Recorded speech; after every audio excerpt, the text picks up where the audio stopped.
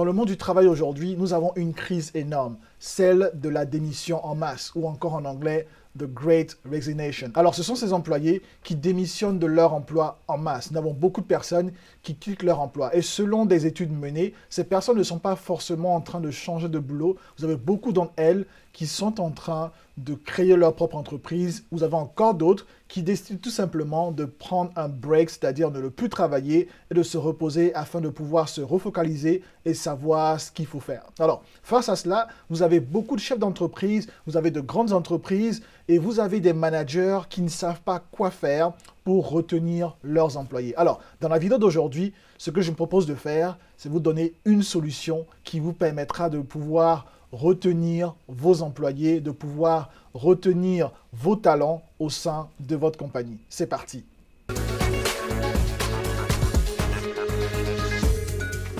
Salut à tous et bienvenue sur la chaîne Les Secrets du Management. Ici, je parle de mon expérience de manager. Je parle de concret. Nous ne parlons pas ici de théorie parce que les théories, c'est pour les théoriciens.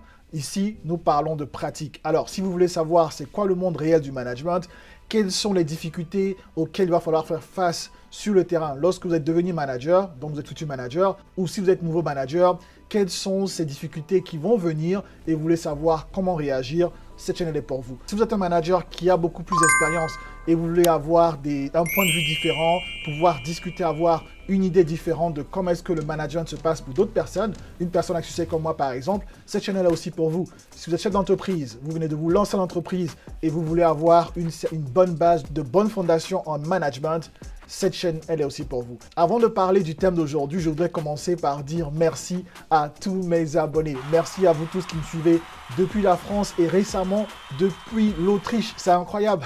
J'aurais jamais pensé que des personnes puissent me suivre depuis l'Autriche. Alors, les Autrichiens, je vous aime.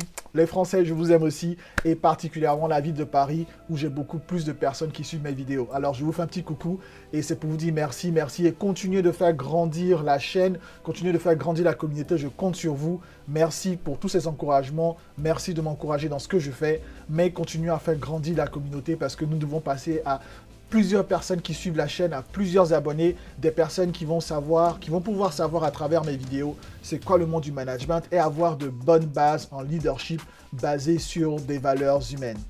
Alors aujourd'hui, dans le monde du travail, nous avons beaucoup d'employés, beaucoup de collaborateurs qui partent de leur position. C'est ce qui se passe effectivement. Beaucoup de personnes partent de leur position et ces personnes vont certainement chercher d'autres emplois ou alors avoir juste un petit break. Et selon les enquêtes menées, la majorité des personnes qui quittent aujourd'hui leur emploi ne sont pas des personnes qui vont chercher d'autres emplois. Ce sont des personnes qui sont en train de se diriger vers l'entrepreneuriat ou des personnes qui ont envie simplement de pouvoir réfléchir et savoir qu'est-ce qu'elles ont envie de faire pour le moment à venir. Alors elles prennent le temps de pouvoir s'orienter, de pouvoir se connaître et savoir où est-ce qu'elles aimeraient travailler. Vous avez aussi des personnes qui changent complètement de domaine. Il y a des médecins qui se tournent simplement vers l'éducation.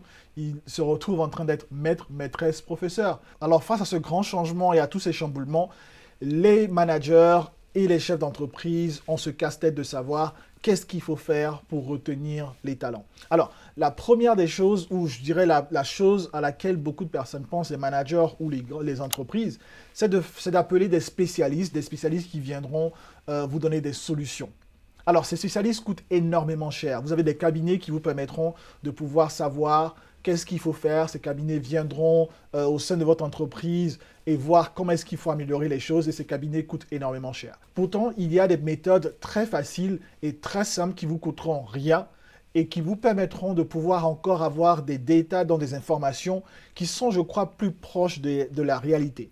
Mais bien avant de vous parler de cette méthode, si vous êtes manager et que vous avez besoin d'un coaching, j'ouvre des coachings pour tous ceux qui sont managers, pour tous ceux qui voudraient se faire accompagner dans le management. Je laisse le lien pour vous en description pour que vous puissiez avoir avec moi 30 minutes de coaching offert. Donc, c'est offert par mois, c'est 30 minutes. Nous allons parler un peu de votre situation, de vos difficultés et de savoir comment est-ce que je peux vous aider. Durant ces 30 minutes, je vous assure que je vais vous donner tous les éléments possibles que je pourrais vous donner en 30 minutes. Après ces 30 minutes, si vous voulez continuer à travailler avec moi, si vous voulez vous faire accompagner, on en discutera. Donc, profitez de cette offre que je vous donne en ce moment, du coaching 30 minutes offert par mois. Le lien, il est en description. Cela ne durera pas pendant longtemps car c'est un temps assez limité. Alors, si vous allez maintenant, vous pourrez avoir votre place. Si vous attendez plus tard, peut-être le lien ne sera plus disponible. Alors, Quel est le moyen qui vous permettra de pouvoir avoir des informations qui vous permettront de pouvoir mieux retenir vos talents, vos collaborateurs au sein de votre entreprise? Surtout qu'en ce moment, vous avez beaucoup de personnes qui sont en train de partir de leur boulot. Vous, entrepreneurs, vous, compagnies, vous, managers, vous savez comment c'est important d'avoir des personnes de talent au sein d'un poste. Vous savez combien ça vous coûte en temps et en argent lorsqu'il s'agit du recrutement. Recruter une personne, c'est de l'argent investi, c'est du temps investi. Il faut aussi former cette personne et le temps que cette personne puisse bien comprendre le boulot, c'est des pertes pour la compagnie jusqu'à ce que la personne soit bien à l'aise dans sa position avant de pouvoir fournir des efforts qui vont finalement permettre à la compagnie de générer de l'argent. Il y a cette méthode qu'on appelle en anglais the exit interview. C'est l'interview que vous avez lorsque vous finissez un emploi, lorsque vous êtes sur le départ. Donc, on pourrait appeler interview de départ.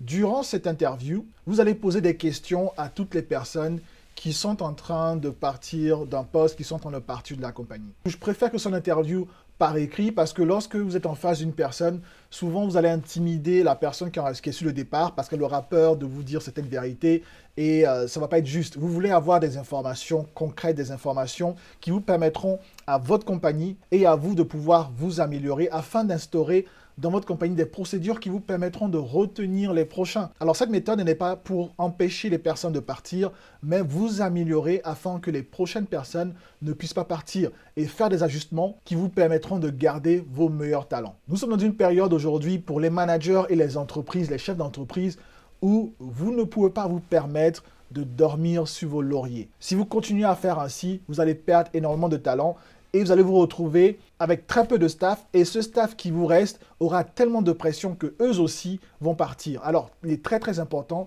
que vous puissiez recruter des personnes qui vont vous permettre non seulement d'alléger les tâches pour vos employés, vos collaborateurs déjà en place, mais permettre à votre compagnie et à vous managers d'atteindre vos objectifs très très rapidement. Alors maintenant, je vais partager avec vous quelques exemples de questions que vous allez pouvoir poser durant ce questionnaire afin que vous puissiez avoir les informations requises. Alors, restez jusqu'à la fin parce que je donne 8 questions et la 8e est la plus importante. Alors, restez jusqu'à la fin. La première question que vous pouvez poser durant ce questionnaire, c'est de savoir est-ce que la compagnie vit selon ses aspirations, selon sa vision. Cela est très important parce que vous avez beaucoup de compagnies aujourd'hui qui ont des visions écrites, des aspirations écrites, mais au jour le jour, ces compagnies ne vont pas en fonction de ces aspirations. Vous avez des collaborateurs qui sont centrés vers le sens de leur travail. Si vous avez des aspirations qui les attirent et qui viennent au sein de votre compagnie et que ces aspirations ne sont pas respectées, ces personnes vont partir. La deuxième question à poser, par exemple, aux collaborateurs, c'est de demander qu'est-ce qui les a attirés en premier plan à postuler dans la compagnie. Parce que qu'est-ce qui les a attirés vous permettra de savoir quels sont ces éléments qui vous permettront d'attirer d'autres talents ou est-ce qu'il y a quelque chose à changer, quelque chose à ajuster afin de pouvoir attirer les meilleurs talents?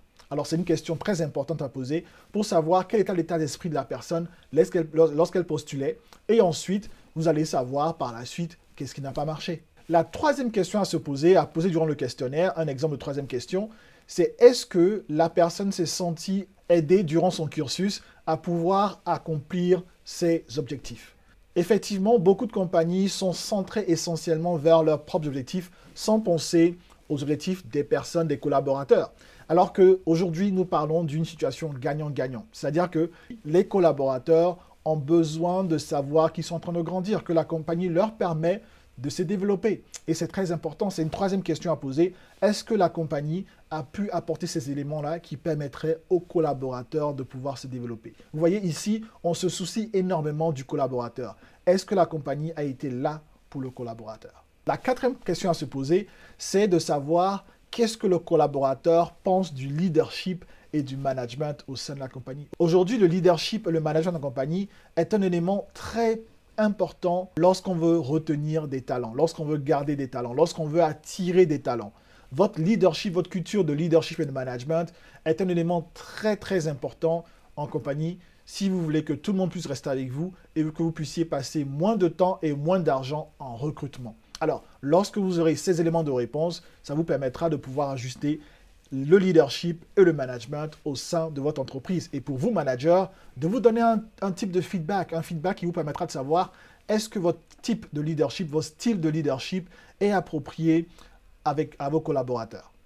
La cinquième question à se poser est de savoir est-ce que le collaborateur s'est senti valorisé par la compagnie. Et oui, valoriser un employé, valoriser un collaborateur fait partie intégrante aujourd'hui du leadership et du management. Lorsque vous avez un collaborateur ou une collaboratrice qui ne se sent pas valorisé, la personne va travailler vraiment de manière minimum, la personne ne donnera pas le meilleur d'elle et cela ne permet pas à la compagnie de pouvoir passer au cap supérieur. J'ai expérimenté beaucoup de compagnies où vous aviez les collaborateurs qui donnaient juste le minimum, c'est-à-dire qu'ils faisaient juste le travail à faire pour pouvoir garder leur boulot. Est-ce que c'est ce que vous voulez pour votre compagnie?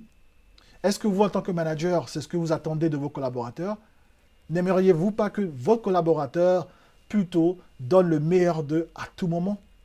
Alors, cette question vous permettra de savoir est-ce que le collaborateur s'est senti valorisé? Et si pas, cela vous donne donc des questions à vous poser, vous, en tant que manager dans votre leadership. La sixième question à poser, c'est de demander si le collaborateur ou la collaboratrice s'est senti développé. Est-ce qu'il y a eu un développement depuis le moment du recrutement jusqu'à aujourd'hui? Cela vous permettra de savoir est-ce que la compagnie contribue au développement des collaborateurs, des collaboratrices. Parce que selon moi, si vous arrivez à faire en sorte qu'une personne puisse être développée, cette personne ne va pas partir. L'élément essentiel pour un manager ou une compagnie d'entreprise ou un chef d'entreprise, c'est de s'assurer à ce que les collaborateurs, les collaboratrices se développent. Et cela, si ce n'a pas été le cas, vous allez pouvoir mettre en place des processus ou des formations qui permettront à vos collaborateurs de pouvoir se développer et d'apprendre davantage. La septième question à se poser, c'est une question qui va juste droit au but,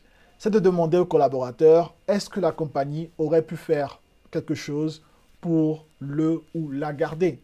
Et oui, c'est une question qu'il faut poser, parce que cela vous permettra d'aller droit au but et de savoir exactement pourquoi est-ce que la personne, pourquoi est-ce que le collaborateur, pourquoi est-ce que la collaboratrice s'en va. Est-ce qu'il y a une chose que la compagnie aurait pu faire différemment de sorte à pouvoir garder ce collaborateur ou cette collaboratrice? Cela est très important pour vous. Cela vous permettra de savoir cela et de pouvoir savoir qu'est-ce qu'il faut changer à l'avenir pour pouvoir garder les talents, les personnes au sein de leur poste. Alors la huitième question, c'est une question à deux volets. La première partie de la question 8, c'est de demander aux collaborateurs quels sont 3 points où la compagnie fait du bon boulot, où est-ce que le manager fait du bon boulot. Donc quels sont ces 3 points qui selon eux sont 3 points qui sont les éléments forts de la compagnie. En deuxième partie, c'est de demander aux collaborateurs quels sont 3 points dont la compagnie doit se débarrasser, quels sont 3 points qui selon eux ne permettent pas à la compagnie d'avancer ou qui, en quelque sorte, retardent le développement du manager ou de la compagnie. Alors, ce sont 3 points qui vous permettront, en tant que chef d'entreprise ou en tant que manager, de savoir quels sont ces points qu'il faut changer afin de pouvoir garder plus longtemps ses talents. Alors voilà, ce sont 8 questions que vous pouvez poser à vos collaborateurs pour pouvoir savoir qu'est-ce qu'il faut changer, qu'est-ce qu'il faut améliorer, qu'est-ce qu'il faut ajuster pour pouvoir garder vos talents. C'était aussi une méthode que j'ai partagée avec vous pour pouvoir vous permettre d'avoir des informations qui vous permettront de pouvoir garder vos talents et de ne plus dépenser autant d'argent et de temps dans la rétention de vos talents. Alors, une chose, c'est de mettre cette procédure en marche. Ben, une deuxième chose est de l'appliquer et de pouvoir prendre des actions. Parce que je connais beaucoup d'entreprises qui ont cette procédure en marche. Vous avez une procédure ou un questionnaire qui est posé à toutes les personnes qui sont sur le départ, mais personne ne regarde les réponses de ce questionnaire. Personne ne prête attention à ces réponses. Alors, si vous voulez retenir vos talents, si vous voulez passer moins de temps et dépenser moins d'argent en recrutement, cela vous permet, il faut passer à l'action, revoir toutes les réponses qui ont été données. Bien évidemment, vous allez avoir des réponses qui seront un peu sporadiques, c'est-à-dire que vous aurez des réponses qui n'ont rien à voir avec ce qui se passe en entreprise parce que vous allez avoir, en toute franchise, vous allez avoir des personnes qui ont juste envie de vider leur sac et de se venger peut-être du manager ou de la compagnie qui ont juste envie de dire de mauvaises choses. Mais regardez les réponses qui viennent fréquemment. Si vous avez aimé la vidéo, donnez-moi un petit pouce, donnez-moi un petit like pour m'encourager. Ça me permettra de savoir que vous avez été intéressé par ce sujet. Mais aussi, n'oubliez pas, si vous n'êtes pas encore abonné, abonnez-vous à la chaîne. Nous devons grandir la communauté. Merci à tous ceux qui sont déjà abonnés. Et partagez la vidéo pour que beaucoup plus grand nombre de personnes puissent se rendre compte qu'il y a une chaîne comme ça qui parle de faits réels de management, de ce qui se passe sur le terrain afin que ces personnes puissent grandir. Alors je vous dis à la semaine prochaine pour la prochaine vidéo. N'oubliez surtout pas d'activer la cloche de notification pour être notifié lorsque une vidéo comme celle-ci en management et en leadership de la chaîne sera publiée sur YouTube. C'est très important. Je vous invite sans tarder à passer à cette prochaine vidéo. Je vous retrouve de l'autre côté. Ciao.